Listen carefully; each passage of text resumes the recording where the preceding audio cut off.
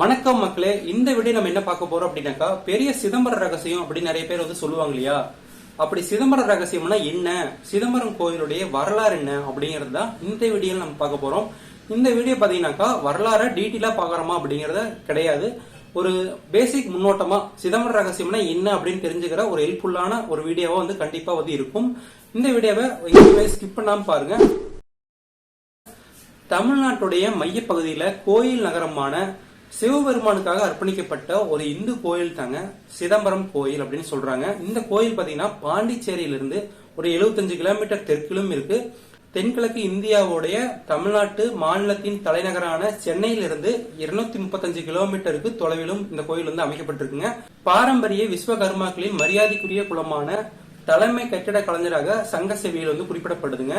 இந்த கோயிலுடைய வரலாற்று அம்சமா பாத்தீங்கன்னாக்கா பல்லவ சோழ பேரரசர்கள் தான் வந்து இந்த கோயிலை வந்து சீரமைப்பு பண்ணியிருக்காங்க. அதாவது பண்டைய மற்றும் இடைக்காலத்துக்கு முந்தைய காலகட்டத்துக்கு முன்னாடியே வந்து இந்த கோயிலுடைய திருப்பணிகள்லாம் வந்து செஞ்சிருக்காங்க. ஒரு சில சீரமைப்புகள்லாம் வந்து பண்ணியிருக்காங்க அப்படின்னு சொல்றாங்க. சிதம்பரம் கோயில் வந்து 5 வகையான புனிதமான ஒரு சிவன் கோயில்ல வந்து கருதப்படுறாங்க. அதாவது வந்து இயற்கை கூறுகள்ல வந்து ஒரு 5 வகையா வந்து பிரிக்கப்படுதுங்க.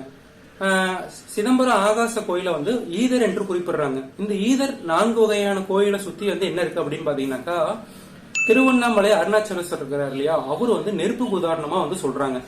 ஏகாம்பரேஸ்வரர் இருக்கிறார் இல்லையா, காஞ்சிபுரத்தில் இருக்கிறார் இல்லையா, அவரை வந்து பூமிக்கு ஆதாரமா வந்து சொல்றாங்க. அதே மாதிரி திருவண்ணைக்கால் இவங்கள வந்து திருச்சியில வந்து நீர் ஆதாரமா வந்து சொல்றாங்க. காளகஸ்தி வந்து காற்றுக்கு ஆதாரமா வந்து சொல்றாங்க. இப்படி ஒவ்வொரு கோயிலுமே வந்து ஒவ்வொன்றுக்கும் வந்து உதாரணமா வந்து சொல்றாங்க. இந்த கோயிலுடைய பரப்பளவுலாம் பாத்தீங்கன்னாக்கா 50 ஏக்கர் கிட்டத்தட்ட வந்து இருக்குன்னு சொல்றாங்க.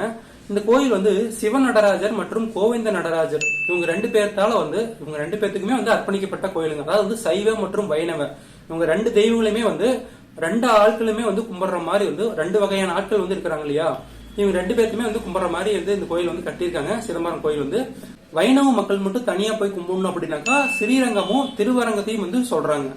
சிதம்பரம் அப்படிங்கிற சொல்லு வந்து சித் என்ற வார்த்தையில இருந்து கண்டுபிடிக்கப்பட்டது அப்படின்னு சொல்றாங்க. அதாவது சிற்றம்பலம் அப்படிங்கிற சொல்ல இருந்தும் கண்டுபிடிக்கப்பட்டது அப்படின்னு வந்து சொல்றாங்க.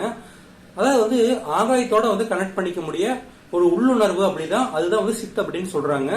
அதாவது வந்து சித்தர்களால வந்து மந்திரங்கள் சொல்லப்பட்டு ரிஷிகள் யோகிகள் இவங்கெல்லாம் வந்து பெண்ணாசை வந்து அடக்கி ஒரு முயலகன் அப்படிங்கிற ஒரு அறியாமை ஒரு அரக்கனை வந்து கண்டுபிடிச்சு அந்த அரக்கனை வந்து அழிக்கிறதுக்காக வந்து நடராஜரை வந்து கூப்பிடுற மாதிரி வந்து நடராஜர் வந்து வானத்துல இருந்து ஆகாயத்துல இருந்து வந்து மக்கள் வந்து நம்மளை கூப்பிடுறாங்களே, அதாவது வந்து சீடா காகசம் அப்படின்னு சொல்லுவாங்க. அதாவது வந்து உயர்ந்த ஆனந்த நிலை, அந்த நிலையை வந்து அடைஞ்சு ஆனந்த தாண்டவம் ஆடி சிவனை வந்து பரிபூர்ணமா வந்து மனசார வந்து நினைச்சு சிவனே வந்து மகிழ்ந்து அந்த நடனம் வந்து ஆடி மக்களை வந்து மகிழ்வித்ததா வந்து சொல்றாங்க. அதுக்கப்புறம் தான் வந்து அந்த இடத்துல வந்து சிதம்பரம் கோயில் வந்து தழுவப்பட்டது அப்படின்னு சொல்றாங்க.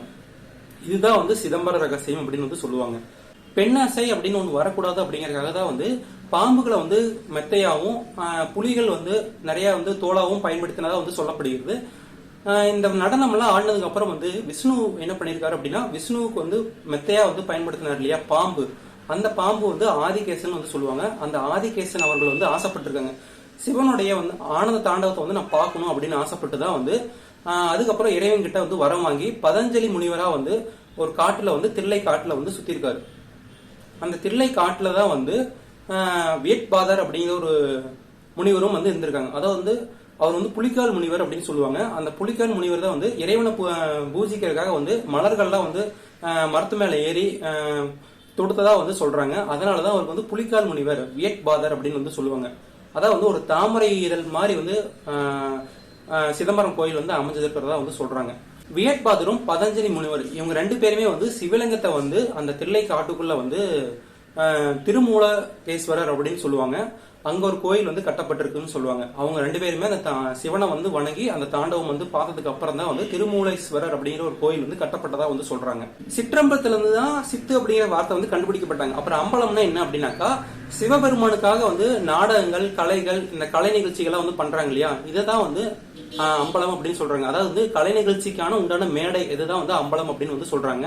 அதாவது இறைவனை வந்து மகிழ்விக்கணும் அப்படிங்கறதுக்காக தான் வந்து இந்த கலை நிகழ்ச்சிகள்லாம் வந்து நடத்துறாங்க. இதெல்லாம் வந்து காலங்காலமா கிபி 2ஆம் நூற்றாண்டுக்கு முன்னாடி வந்து நடந்ததுங்க. இதெல்லாம் வந்து சிவனே வந்து அயோனி லிங்கத்தில இருந்து மானுட மூர்த்தியா வந்து மனுஷனா பிறந்து இந்த உலகத்துல வந்து வாழ்ந்தது வந்து சிதம்பரம் கோயில்ல தான் அப்படின்னு வந்து சொல்றாங்க. அதனாலதான் வந்து சித்திரகுப்தன், யமன் இவங்கெல்லாம் வந்து இந்த கோயிலுக்கு வந்து வந்ததா வந்து வரலாறு வந்து சொல்றாங்க.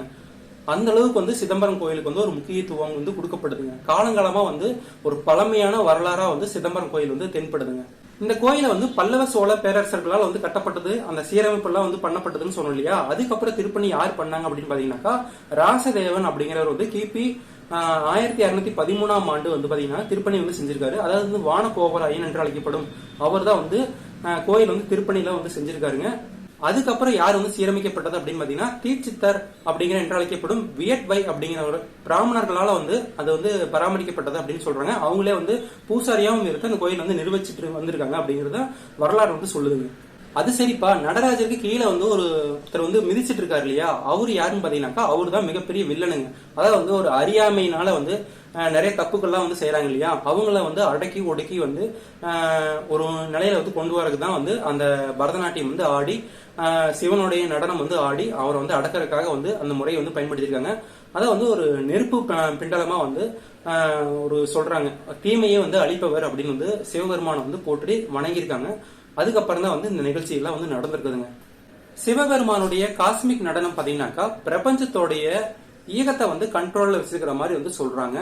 உலகத்துல எந்த மூலையில நீங்க இருந்தாலுமே சரி, சிதம்பரம் கோயிலுக்கு போனாக்கா ஒரு விமோசனம் கிடைக்கும் அப்படின்னு சொல்லி சித்தர்கள்லாம் வந்து காலங்காலமா வந்து வரலாற்று குறிப்புல வந்து சொல்லியிருக்காங்க. சிதம்பரம் நடராஜர் கோவிலுக்கு போனாலே தன்னுடைய அறியாமையினால செய்யக்கூடிய தவறுகள் எல்லாமே வந்து முடங்கிரும் அப்படின்னு வந்து சொல்லுவாங்க. அதுக்காக தான் இந்த சிதம்பரம் நடராஜர் கோயிலுங்க. இந்த கோயில பாத்தீங்கன்னாக்கா சைவங்களும் கும்பிடலாம், வைணவ மக்களும் வந்து போய் கும்பிடலாம். 2 தெய்வங்களையுமே வந்து இந்த கோயில் வந்து பரிபூர்ணமா வந்து கும்பிடலாம். ஒரு தடவை உங்களுக்கு வாய்ப்பு கிடைச்சா, நேரம் இருந்தா கண்டிப்பா வந்து இந்த கோயிலுக்கு வந்து போயிட்டு வாங்க. உங்களுக்கு வந்து ஒரு விமோசனம் வந்து கிடைக்கும். கண்டிப்பா வந்து சிவனுடைய அருளும் வந்து கிடைக்கும். இந்த வீடியோ பிடிச்சிருந்தா லைக் பண்ணுங்க, ஷேர் பண்ணுங்க, கமெண்ட் பண்ணுங்க. நெக்ஸ்ட் வீடியோ சந்திக்கிறேன். எல்லாத்துக்கும் பாய்.